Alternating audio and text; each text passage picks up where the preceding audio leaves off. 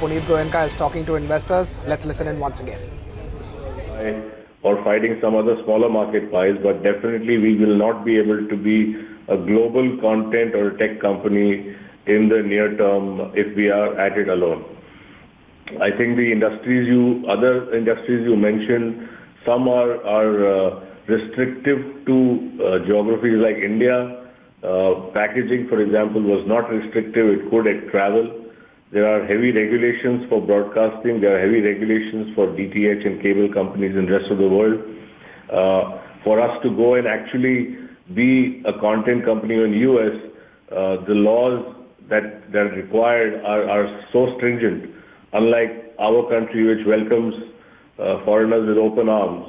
I believe that getting a strategic partner will definitely help us achieve that goal, and I'm sure you will appreciate that in the near future, Vikas.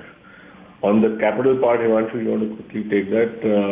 So yeah, those are, because there are certain other businesses like, for example, the semiconductor business, which we've mentioned in our press release, which the group has identified as, probably a fifth, like you said, 4 new industries. This is the fifth one that the group is looking at starting soon, in addition to other businesses as well, for which there is a high capex requirement, at which the group needs to allocate its capital, and this, along with the infra sale, has been identified as the source to be able to do so.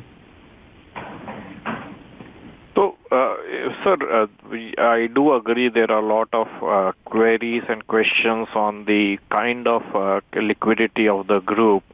So, just a feedback that it would help a lot if we could put that in the public domain, so that all questions related to what is the debt, how much is the pledges supporting the debt, what is the margin that we have against the pledges. If all those data could be put in public, I think that could solve all or end all the rumors per se, and everybody could then take an informed opinion about it. So that's just a feedback I wanted to give. Thank you, Vikas. We'll take that up and discuss internally. And that's all. Thank you. Thank you, Vikas. Thank you. The next question is from the line of Ali Asghar Shakir from Motilal Oswal. Please go ahead. Yeah, thanks for the opportunity.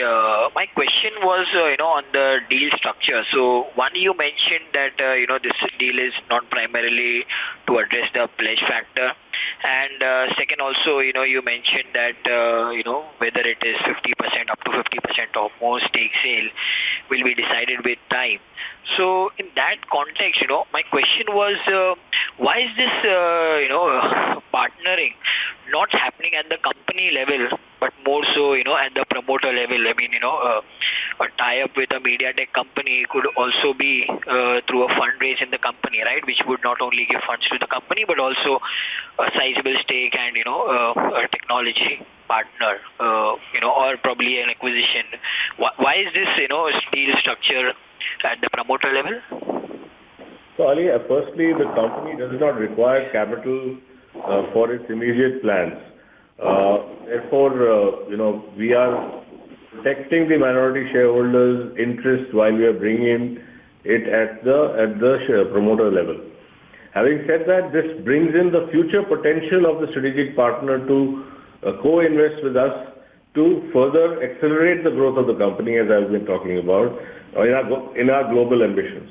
And that's the reason for this structuring the way it is happening. I can add here very, very confidently that it is the promoters' confidence that we are able to rebuild to expand the business much faster with a strategic partner, and then therefore we are willing to part with our own stake for the reason of Zee's betterment.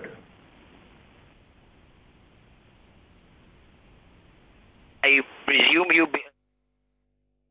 All right, that was the management of Zee talking further about the plans of, offering more than 50% stake if the partner demands. They're open to consider that and are not, however, looking to exit the business completely. So that's an important guidance as well to watch out for. If the deal is tempting, promoters can also completely check out. So he's not closing down on any possibility at this point of time.